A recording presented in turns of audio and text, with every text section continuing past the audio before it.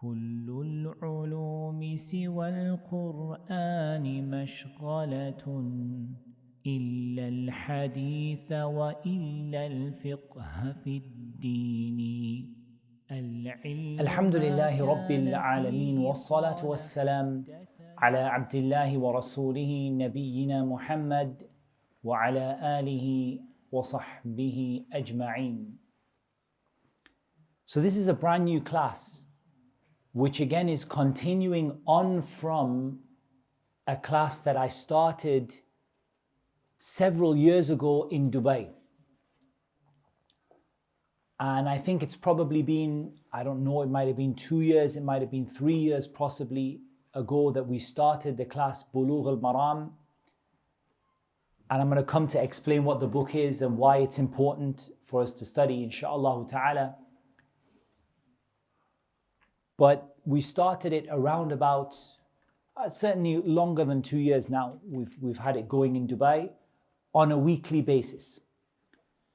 And because I'm spending a lot of time this year in the UK, inshaAllah ta'ala, and a lot of time in Newcastle, more than I'm spending in Dubai, it doesn't make sense to have a weekly class over there if I'm only over there for 16 weeks or 12 weeks or something like that. So for the majority of the time, I'm going to be based here in Newcastle. So it makes sense to kind of move the class over, inshallah, from Dubai to Newcastle. And one of the things that's going to make that very easy to do, inshallah, is that we reached a brand new section of the book, which is completely a completely new topic and not connected to what has come previously. So we had done Kitab al-Salah, the chapter of Salah. We obviously before that had done Kitab al-Tahara, the chapter of purification. We had done al-Janaiz, the funeral prayers. And now we came on to Zakah, which obviously is not connected to those things which has come before or which have come before. So that makes it very easy for us, inshallah, to start the topic from new. So this topic that we are starting, or this book that we are studying, because we are studying from a book, and you can find this book in the masjid library. You can also easily get a copy of it for yourself. It's one of the most widely available books in English, translated into English. And the book is called, in English and Arabic, I mean the Arabic title, but it's also called the same in English, Buloogh al-Marām. Buloogh al-Marām. How they spell the word Buloogh in English is a little bit different. Sometimes they spell it B-U-L-O-O-G-H, sometimes B-U-L-U-G-H. But of course, the title Buloogh al-Marām, sometimes Maram with a double A at the end or a single A. But there are many copies of this book available, and it's available in most Islamic bookshops. So it shouldn't be difficult for you to get a copy of the book. What does this title mean? Buloogh al-Marām. Buloogh al-Marām. So the word Buloogh is to reach something, to attain something, or to reach something. And the word al-Marām is the plural of mirma. And it is that which a person has as an objective, or wishes as an objective, sets as a goal or an objective from their speech and their actions. So a person has a goal that they wish to achieve through their speech and their actions. And when they achieve that goal, we sometimes say, balagha mirmahu. He reached his goal. He achieved his goal out of what he was doing. And Buloogh al-Marām is simply the plural of that. To obtain or to attain or to achieve or to reach your goals. But the title continues, Buloogh al-Marām min adillatil ahkam. So here al-Hafidh ibn Hajar, there are many goals you could try and achieve. There are many things you could try to reach. But what is your goal here? And what are you trying to achieve right here? What is it that you're trying to reach? So al-Hafidh ibn Hajar, he said, what you're trying to reach and your goal here is adillatul ahkam. Adilla is the plural of dalil. And in English we call it evidence. So that means the plural is evidences. You're trying to achieve your goal of being aware of, understanding, studying, practicing based on certain evidences. But as we know in Islam, these evidences, which is something that guide you, like we say in Arabic, ad-dalil huwa al-hadi ila shay. It's a guide to something. It guides you to something. And evidence is something which guides you to a certain course of action or a certain thing. It guides you to a certain course of action. In what field? In what area? Does it relate to the names of Allah? Does it relate to the characteristics of the Prophet sallallahu alaihi wasallam? What does it relate to? It relates to al-ahkam, rulings. And that is the plural of al-hukm or hukm, the plural of a ruling, a ruling. And so here, what we're looking for, as Allah Azza wa Jal said in the Quran, وَمَنْ أَحْسَنُ مِنَ اللَّهِ حُكْمًا لِقَوْمِ يُوقِنُونَ, Surah Al-Ma'idah, ayah number 50. Who is better than Allah in judgment? Whose laws are better than Allah's laws for a people who have certainty? So what we're looking for is the evidences for the things that are required from us. Because what is a ruling at the end of the day? A ruling at the end of the day, like we define it in Arabic, خطاب الشرع المتعلق بفعل المكلف بالاقتضاء أو التأخير. It is Allah Azza wa Jal addressing the people who are required to do certain actions, the people who are like your regular Muslims who have reached puberty, they are people of intellect and so on. They're required to do these actions. Either Allah is telling them they must do it, or He's recommending them to do it, or He's telling them they mustn't do it, or He's telling them it's disliked for them to do. These are the ahkam. Allah is addressing you and saying, this is obligatory for you. This is haram for you. So what's haram? Haram is what you are required to leave, and you must do so. You have to leave it, you must leave it. Or Allah Azza wa Jal is recommending you to do something, or Allah Azza wa Jal is telling you something is disliked, it's not good. In other words, you won't be punished if you do it, but if you stay away from it, you'll be rewarded for it. So these things about things you have to do and things you should do and things you have to leave and things that you shouldn't do are all the ahkam or related to the ahkam, the rulings in Islam. And those rulings have evidences, because our religion isn't based upon he said and she said. It's not based upon dreams. It's not based upon al-dhawq, what feels good to you or feels good to me. It's based upon adillah, upon evidences. So Al-Hafidh ibn Hajar wants you to achieve your goal of understanding and becoming aware of the evidences behind what you're required to do and not do and recommended and disliked from doing in Islam. Now this is a book of hadith, which means these evidences Al-Hafidh ibn Hajar is going to bring it are not going to be, broadly speaking, from the Quran. They're going to be a hadith of the Prophet sallallahu alaihi wasallam. So what's a hadith of the Prophet sallallahu alaihi wasallam? Because we covered this back in Dubai, but new people attending the class, so we should also just remind ourselves. A hadith is ما أضيف إلى النبي صلى الله عليه وسلم من قول أو فعل أو تقرير أو صفة خلقية أو خلقية. It's what it is attributed to the Prophet sallallahu alaihi wasallam. A report from the Prophet sallallahu alaihi wasallam, something he said, or something he did, or something he approved of, or his description, whether that's his physical description or the description of his personality. So right now we're trying to achieve a goal or goals. We have Maram, we have goals right here. We want to achieve objectives, we want to achieve here. We want to gain an understanding of the evidences from the Sunnah for the rulings that exist in Islam, in every aspect of Islam.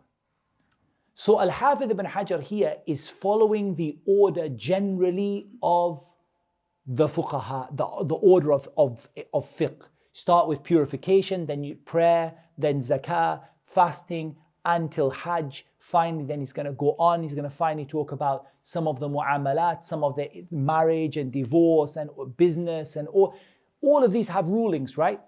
They have things that are wajib, you have to do them, and things that are haram, you're not allowed to do them, and things that are mustahab, they're recommended, and things that are makruh, they are disliked. So Al-Hafidh ibn Hajar wants to go over all of these topics: prayer, purification, zakah, hajj, fasting, marriage, divorce, business transactions, and all of the other things. And he wants to show you the evidences from the sunnah for those things. The evidences from the sunnah for those particular things. And that is the purpose of this book, Buloogh al-Maram. So you're not going to get it broken down by, it's not a book of fiqh per se, because fiqh books are ordered by masail. They have, like, for example, what is the ruling on saying the word divorce, to a man saying the word divorce to his wife 3 times in a row? That's what you find in a book of fiqh. Why don't you find that in Buloogh al-Maram? Why don't you find that kind of order or those kind of words? Because he's talking about adillah, evidences. He doesn't want to talk to you about the issue. We can bring that in our explanation. He wants to talk to you, what's the daleel? What's the evidence? Okay, 10 people said to you 10 different things. So-and-so said this, Sheikh so-and-so said this, Sheikh so-and-so. What's the daleel? What's the evidence? Bring me the evidence why it is that this particular statement means that he's divorced or not divorced. What's the hadith? What did the Prophet ﷺ say? What did the Sahaba, and so on? So we start here from the evidences and we work towards the understanding. So we will cover fiqh. It's definitely a fiqh kind of lesson, but we'll cover it from the evidence towards the issue, rather than starting with the issue and then asking, okay, what's the evidence? And you need to do both, because you can't really study Islam by only concentrating 100% of your energy just on issues like that. And you also can't do it by just studying evidences. You have to combine the two. So we're going to go from the evidence and work backwards. And of course, the advantage in that particular way is one evidence is used for many different issues. So I can bring you one hadith that is used for 10 different rulings. But if I bring you 10 different rulings, then I have to now bring you, for each one, I have to give you a separate evidence. So both are valid and both are important and both are part of your study. But this is a nice way of doing things, going from the evidence backwards. So we're going to be reading hadith after hadith.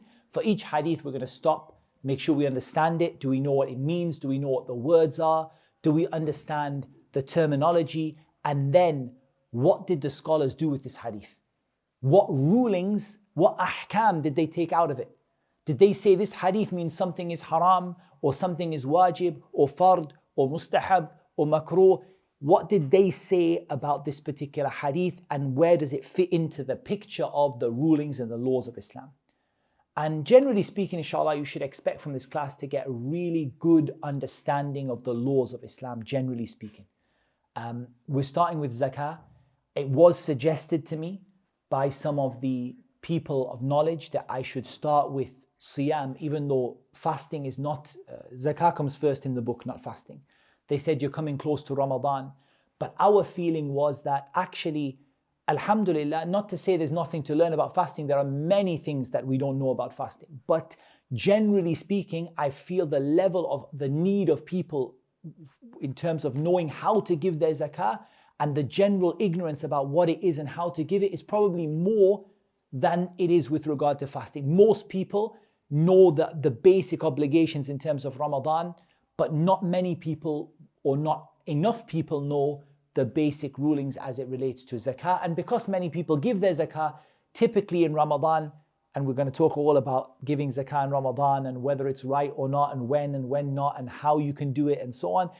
A lot of people do that. Then obviously it's a good time of year also to cover zakah. We don't go very fast. I'm not sprinting through the book. I'm going nice and slowly.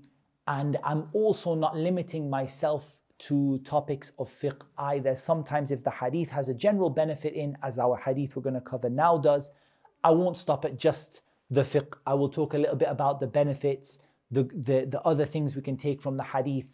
Because at the end of the day, all of us need all of the benefits from it, inshallah. We don't just want to say, okay, this hadith, ignore the first 10 lines, you just need this word at the end about zakah. We actually want to give you, a more rounded, sometimes go off topic and talk about benefits and talk about, the other important things that are found within this hadith. As for the author of the book, he is al-Imam al-Hafiz Shihabuddin Abu al-Fadl Ahmad ibn Ali ibn Muhammad al-Asqalani, who is well known by the name Al-Hafiz ibn Hajar. Al-Hafiz ibn Hajar. He was born 773 years after the Hijrah and he died 852 after the Hijrah, rahimahullah ta'ala, and he was from the major scholars of the Shafi'i madhab. Now, it doesn't matter to us particularly. We don't all have to be Shafi'i to study the book. In fact, in reality, the book is pretty much considered to be a widely taken text by people across all different types of fiqh and understandings of fiqh. It's a pretty widely accepted book because it deals with hadith. Is it a Shafi'i book? This is really interesting. Is it a Shafi'i book? Can a book of hadith be a Shafi'i book? Probably the answer to that is both yes and no. From the sense that it's a book of hadith, it's not a Shafi'i book, it's a book of hadith. It doesn't limit itself to any one particular madhab, and it doesn't tell you any rulings, it tells you the hadith, the dalil, the evidence. But Al-Hafidh ibn Hajar, being a major scholar from the Shafi'i madhab, he included the ahadith that were used frequently within the Shafi'i madhab. And as you know, generally speaking, and this is not really the time to get into it, but generally speaking, three of the madhahib are relatively close together. They are the Malikiyya and the Shafi'iyya and the Hanabila. They are relatively close together, generally speaking. And the Ahnaf or the Hanafiyya, the Hanafis, they have quite a difference between them and the other three, broadly speaking. And so you could say that there are other books perhaps that you might hear taught on this, other books of hadith which maybe concentrate more on the ahadith which are found in a particular madhab. Was Al-Hafidh ibn Hajar, did he write this with a Shafi'i kind of tint on it? It doesn't really matter to us because it's a book of hadith. And we're not going to, the way I'm teaching it, I'm not particularly teaching it as a Shafi'i book. I'm not teaching it in light of Shafi'i fiqh or anything like that. We're using it as a resource to understand the evidences for the rulings in the religion of Islam. So we've talked about the name of the book and we've talked about the author, Al-Hafidh ibn Hajar. As for the explanation of the book, there are many, many explanations, and there are some amazing explanations, but they're very long. And what I wanted to do is to look at an explanation that we could use as a reference that's relatively short and generally, kind of is suitable for people who are just getting into studying Islam. Not everyone's studying Islam in a serious way. So I chose the book Tasheel al-Ilmam bi fiqh al-Ahadith min Buloogh al-Maram by our Sheikh Salih al-Fawzan, hafidhahullah ta'ala. Generally speaking, I usually write the explanation from here and then I branch off, because there's times when the Sheikh is, sometimes you wouldn't even say it's an explanation, it's more like ta'liqat, just bullet points. He just gives you a little bit here and a little bit here, a little bit here. And you sometimes want a bit more detail. So I do go off and branch off into the other books like Subul al-Salam and Tawdih al-Ahkam and lots of other different books that we go through. But here, we're going to just generally make sure that we're sort of following roughly the explanation of Sheikh Fawzan, hafidhahullah ta'ala. So Al-Hafidh ibn Hajar, rahimahullah ta'ala, he starts and he says, Kitabu Zakah, the book of Zakah. So the first thing, have you ever seen the way books are divided up? Islamic books, in English even. You see the book of this, the chapter of this, the section on this, the part on this. And in Arabic, it's more confusing. You have a kitab, you have a bab, you have a fasl, a mabhath, a matlab, a far', a mas'ala. So basically, there are ways that books are structured. There is a high level way of dividing books. You might have 10 or 15 of these high level segments in a book. And then inside of them, you have some smaller ones, and inside of them, you have some smaller ones, like you have, for example, chapter and subchapter and paragraph headings and things like that. This particular book is divided into kutub, a kitab. Now, the word kitab just means book, but here some people translate it as chapter. But actually, neither the word book nor the word chapter actually really gets to the heart of what this word kitab is. Kitab is something written down, something maktub, which is written down. That's why it's called kitab. But it's called kitab because it gathers, because yajma', it brings together everything on a single topic in one place. That's why it's called a kitab. And I mean, you could get a book that is just a book on its own, like Kitab al-Tawheed, the Book of Tawheed, because it gathers everything on the topic of Tawheed in one book, in one place. Here, Al-Hafidh ibn Hajar didn't bring one book because fiqh is a big topic, but everything related to prayer, generally speaking, he put into Kitab as-Salah, the book of prayer. And everything, all of the ahadith relating to zakah, he put them together in Kitab as-Zakah. So something which gathers everything together in a very general and really huge way is called a kitab. Within that kitab, we now need another way to break it down into sort of subsections. And here what we're going to use probably is the word bab. The word bab, which literally means a door. But here it's kind of what you can think of as a chapter. If you want to call the chapter of zakah and the subchapter of 1, 2, 3, but I think it's more realistic to say the book of zakah really, or the section on zakah, and then the chapter on 1, 2, 3, 4, 5, because actually in reality, zakah is not a chapter. Zakah is, I mean, it could be its own book, right? It's a big chunk of the book. It could be its own, you could take it out and make it its own little book. So it's more like a book or a big section. The section on zakah, and then the chapter on, and the bab is the chapter, and then you have ahadith under that. Kitab az-Zakah. And again today, we might not even get to our first hadith, and that's normal the first time because we have to explain what the introduction is. Kitab az-Zakah. So we're in the section that deals with zakah. The big section you can expect to have lots of chapters in it, lots of separate things. There might be chapters on who to give zakah to, chapters on the kind of money you take zakah from, chapters, a lot of chapters. Expect chapters to come throughout the book or throughout this section. But this is a general section that gathers together all of the things relating to zakah. What is zakah? So we're going to start with the Arabic language, because in reality, the religion of Islam came revealed to us in Arabic. Didn't come revealed to us in English or in Urdu or in any other language. It came revealed to us بِلِسَانٍ عَرَبِيٍّ مُبِينٍ, in a clear Arabic language. So if we want to understand it, we really need to go back to the clear Arabic language. So this word zakat, what does this word zakah mean? So we're going to quote from a great scholar of Islam called Ibn Faris. Ibn Faris, rahimahullah ta'ala, he had a book called Maqayis al-Lugha, or Mu'jam Maqayis al-Lugha. And it's a dictionary. But what I like about Ibn Faris, rahimahullah, is his explanations linguistically are very short and to the point, and he tries to kind of give you the summary. He tries to kind of give you for a word, look, this is what, he doesn't try and give you 50 different meanings of the word. He tries to bring those 50 meanings down to one or two.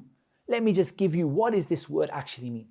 So he said here, regarding the za or the zai and the kaf and the ya that zakah is made out of. He said, أصل يدل على نماء وزيادة.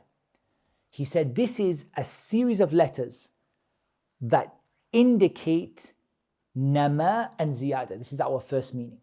So nama means to get an increase, for something to become more, to develop, to flourish, if you like. So the first meaning of the word zakat, linguistically, not relating to Islam yet, in the language of the Arabs, is that it means to get increase and to flourish, for something to grow and flourish and increase. An increase. He said, وَيُقَالُ الطَّهَارَةِ. And it's also said it means to purify. So we're looking at a word, the word zakah, that means two things. It means increase, as in growth, increase, flourishing, developing, and it also means purity and purification. And he said, وَيُقَالُ الطَّهَارَةُ زَكَاةُ الْمَالِ. He said, قال بعضهم سميت بذلك لأنها مما يرجى به زكاة المال وهو زيادته ونماؤه. He said it was called this because zakat, our Islamic zakat, is what we hope will make our wealth increase and grow and flourish. We hope that will happen when we give our zakah, the Islamic zakah. We're going to get an-nama wa ziyad. We're going to get, our wealth is going to increase and it's going to become more. He then said, وَقَالَ بَعْضُهُمْ سُمِّيَتْ زَكَاةٌ لِأَنَّهَا طَهَارَةٌ قالوا وحجة ذلك قوله جل ثناؤه خذ من أموالهم صدقة تطهرهم وتزكيهم بها.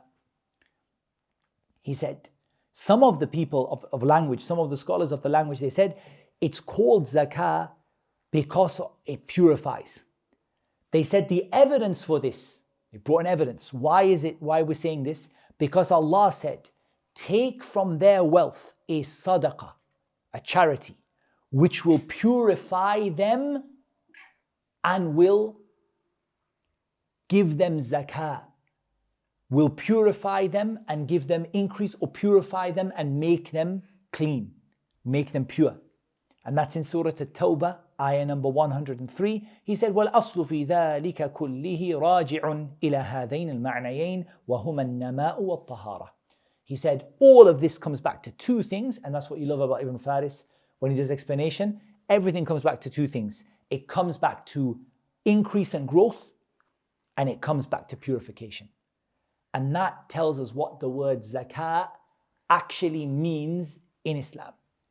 It means, in Arabic, it means for something to increase and grow and develop and flourish, and it means for something to become pure or to be purified, or a means of purification. That's what that word means. So now we know what it means in terms of the language. The last thing we're going to cover today is, what does it mean, Sharia of Islam? In Islam, what does it mean? So we're not going to give a very difficult explanation today. Just a very single one-liner of what a zakah is.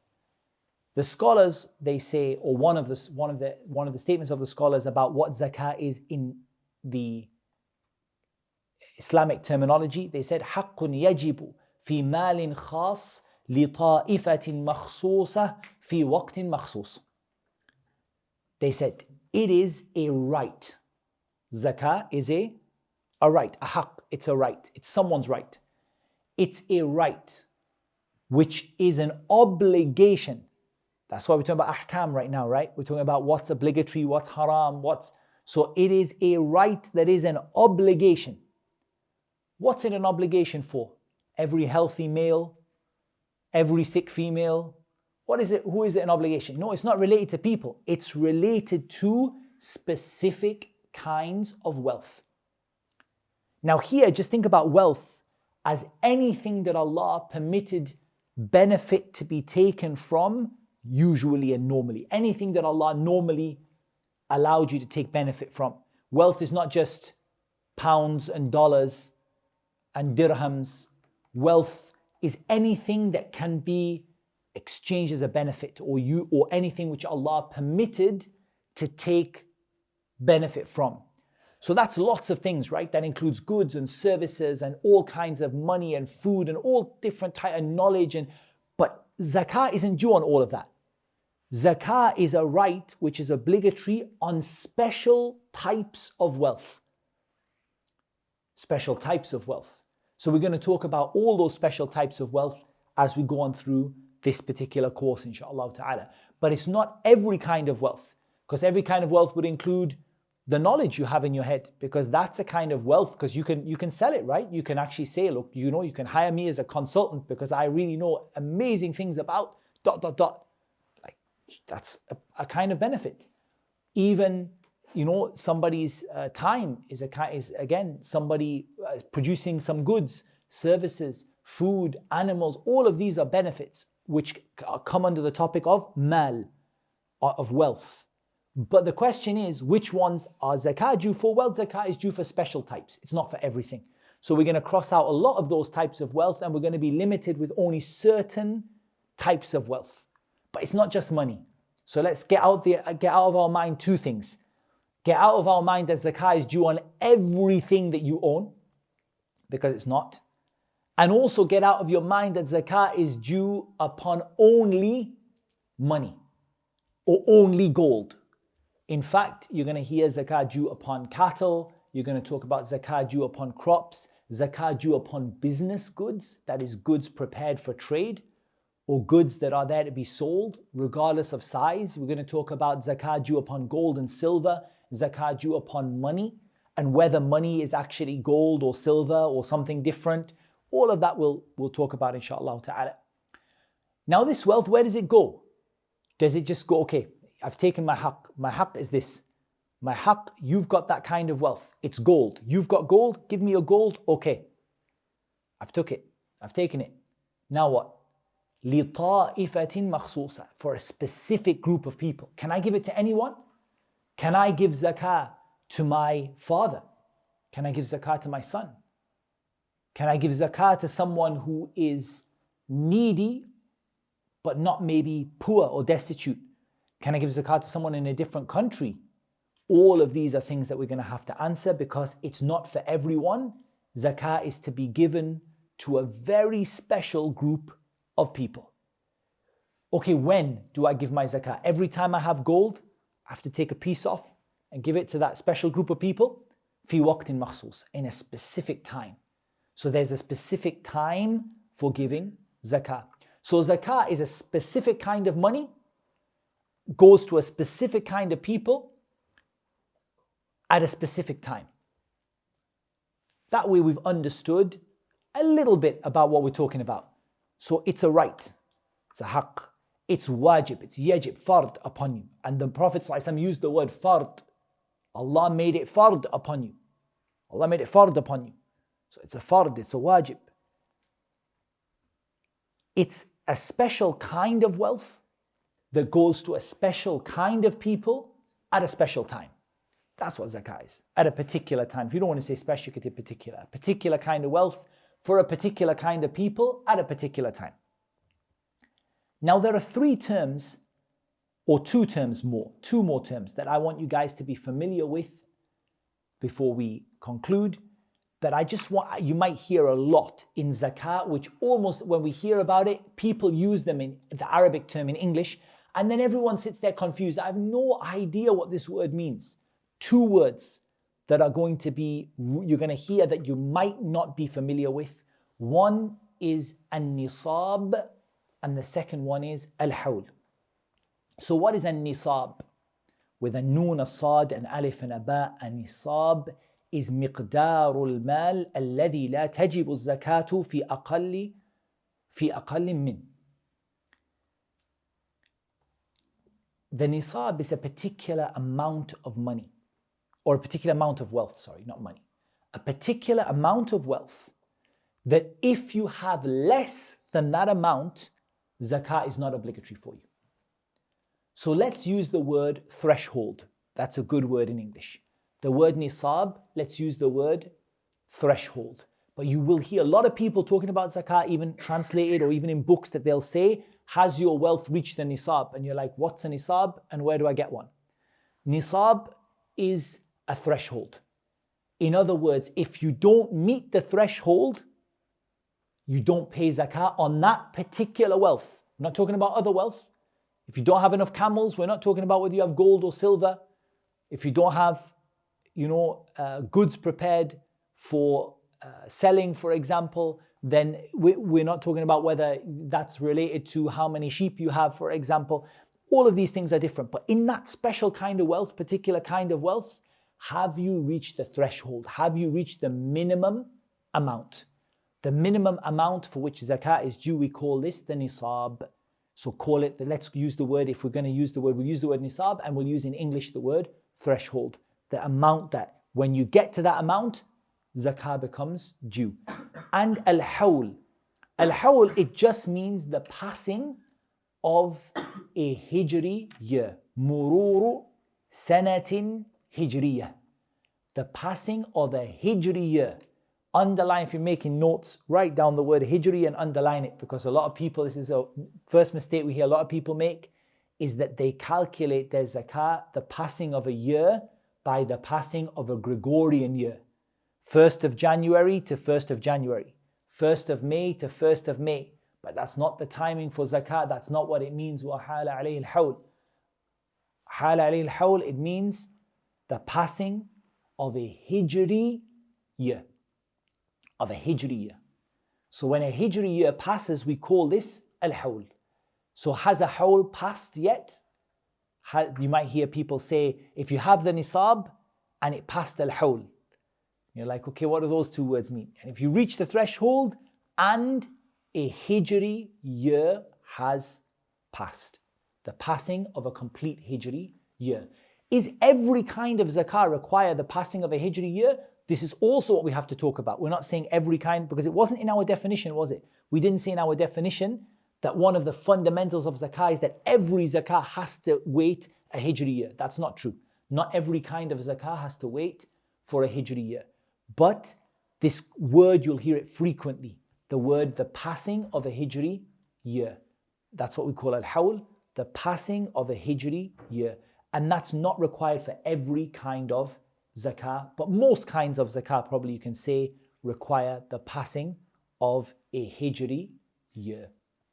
That set us up very nicely to talk about our first hadith, which we're not going to talk about now because we're going to keep the classes relatively short.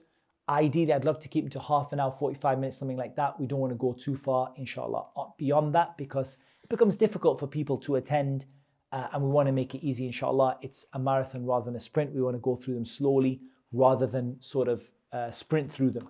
So our first hadith, broadly speaking, is going to be relating to, or is going to be the hadith of Abdullah ibn Abbas radiyallahu anhuma, regarding the Prophet ﷺ sending Mu'adh to Yemen. Mu'adh ibn Jabal radiyallahu anhu to Yemen.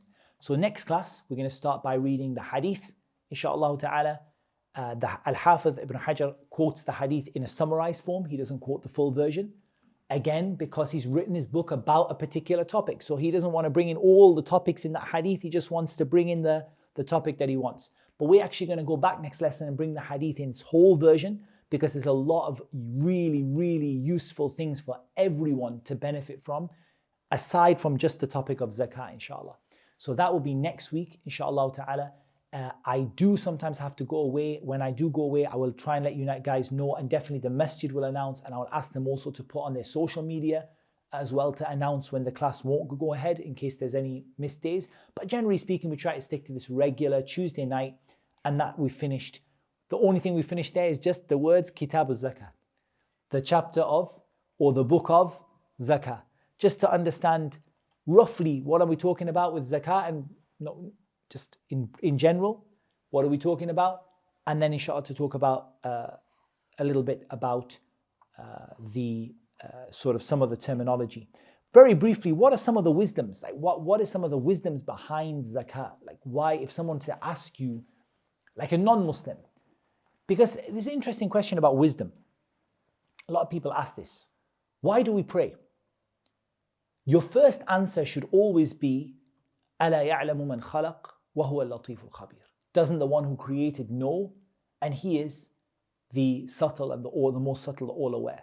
Allah Azza wa Jal has infinite wisdom, حِكْمَةٌ بَالِغَةٌ, in everything that He does. And we don't need to give, or if we give any of our own reasons, they are only a tiny piece of the big picture. In reality, that's why, because somebody say, why do we pray? Well, we pray because it's good for our health. And then the person thinks, well, I can jog. I'd rather jog than pray. You know, like I would rather go jogging than go praying. Because you only gave them a tiny, tiny, tiny wisdom from among hundreds of thousands of wisdom, of points of wisdom. So whenever someone asks you the wisdom for something, never give them just a little benefit from yourself. Always tell them, first of all, the wisdom in Allah's sharia, in Allah's law, is baligha, hikmatun baligha. It's infinite, it's unlimited, unparalleled wisdom in everything that Allah decrees. But we can choose a few little points to highlight very briefly. I think one of the beautiful things to highlight is the fact that the zakah, the benefit that it has and the way that it brings about balance between the rich and the poor without preventing the rich from being rich and without harming them in any way at all or even being hard for them to do. When you give, for example, 2.5%, and zakah is not always 2.5%, but you give 2.5%. 2.5% for a rich man, he doesn't notice it. 2.5% not of his salary, you'd notice that. 2.5% of the money that he doesn't need after he's paid out all of his earnings, he's paid out all of his bills and everything, whatever his savings left, and he pays 2 or she pays 2.5%. It's nothing. It's not, it doesn't even come to anything. But when you gather that all together, it becomes like a takaful ijtima'i. It becomes like what they call insurance or cooperative insurance in today's terms. You actually provide support for people who desperately need it, and you change their lives through something that doesn't affect you at all, but it makes a big, big difference to the people who get it. So that's one of the things that we can highlight. It's a right of theirs because Allah Azza wa Jal said, وَفِي أَمْوَالِهِمْ حَقٌّ مَعْلُومٌ لِلسَّائِلِ وَالْمَحْرُومِ. In their wealth, there is a known right for everyone who asks and everyone who has been prohibited, meaning someone who's poor and needy. Your wealth comes from Allah. And part of zakah is recognizing that your wealth comes from Allah Azza wa Jal. Now, how amazing is this? Allah gives you money and then tells you to go and give charity with it. That's amazing when you think about it. Because if that money was yours and you actually brought it for yourself and then had to give charity, that would be a little hard. But Allah Azza wa Jal gives you that money, gives you from His rizq. He gives it to you and then says, go and give charity. Like the example, وَلِلَّهِ الْمَثَلُ الْأَعْلَى, Allah has the highest example. But if we talk about a simple example of a parent who goes to their child and gives their child £10 and says, go out and give it to a poor person. Child, it's easy for them. So your parent just gave you £10 and said, go out and give it to a poor person. You didn't say give all of it. Your parent gave it, said, go and give, gave you £100 and said, go and give £2.50 to a poor person and you can keep the rest. Yeah, go and give, here's 100 quid. Go take it. Just give £2.50 to a poor person and keep the rest. The child's thinking, this is so easy, man. This is not even my money. That's how you should think about zakah, because Allah Azza wa Jal is the one who gives you all of your wealth. And He made it easy for you to spend. And it takes away, arrogance and looking down on people. And that's why Allah Azza wa Jal spoke about al-man wal-adha, about people who remind the poor people about what I've done for you. Don't you remember what I did for you? Haven't you remembered all the good I've done for you? Do you remember when you were poor and I gave you that money? Allah says, don't destroy. لا تبطلوا صدقاتكم بالمن والأذى. Don't destroy your sadaqah by reminding people the good you've done and making people feel bad and hurting people. So one of the benefits of the zakah is it stops you looking down on other people. Now, if you look at how people in the world have tried to achieve fairness, You see, like, for example, crazy ideas like shu'u'iyya, communism and things like that, where you're not allowed to earn any money, or where you're looked down upon by being rich, for being rich or being wealthy. Islam says, earn money, go and do business, be wealthy, by the grace of Allah and His mercy. But make sure you look out for other people in your society, and it's not optional. In Western society now, they've started to realize the really rich people, I'm going to give away this much of my wealth, but it's optional. You want to give it away, give it away. You don't want to give it away, be stingy, sit on it for the rest of your life. يَحْسَبُ أَنَّ مَالَهُ أَخْلَدَ. He thinks his wealth is going to make him live forever. But in Islam, no. You have an obligation, you have to give it. And when everyone has to give it, then that money comes together and is administered in a way that benefits the types of people that Allah has decreed it for. I think those are some of the most important things. I think we're going to stop there, inshallah ta'ala. We can also mention that zakah was made obligatory in the second year after the hijrah, along with fasting. So fasting and zakah both came along in the second year after the hijrah. As for salah, it came along before the hijrah, just before the hijrah. And as for la ilaha illallah, then it was there from the very first moment. La ilaha illallah, right from the very beginning. As for salah, just before the hijrah of the Prophet ﷺ, his migration to Medina.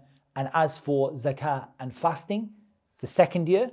And as for hajj, the 9th year after the hijrah, and the Prophet ﷺ himself made hajj in the 10th after the hijrah. And then Allah Azza wa Jal revealed, اليوم أكملت لكم دينكم وأتممت عليكم نعمتي وَرَضِيتُ لَكُمُ الْإِسْلَامَ دِينًا. Today I've completed your religion for you, completed my favor upon you, and chosen for you Islam as your religion. So that makes zakah the third of the 5 pillars of Islam after the testimony that there is no God worthy of worship but Allah, and performing the salah. That's what Allah Azza wa Jal made easy for this particular lesson, and I hope inshallah you will be able to come next week. The videos are uploaded to youtube.com/MuhammadTim. That's MuhammadTim, and I'm sure the masjid will also post a link to them as well. هذا والله أعلم والصلاة والسلام على نبينا محمد وعلى آله وصحبه أجمعين. In terms of questions, what I usually do is, instead of delaying everyone, because the questions could go for a long time, is we just finish the class.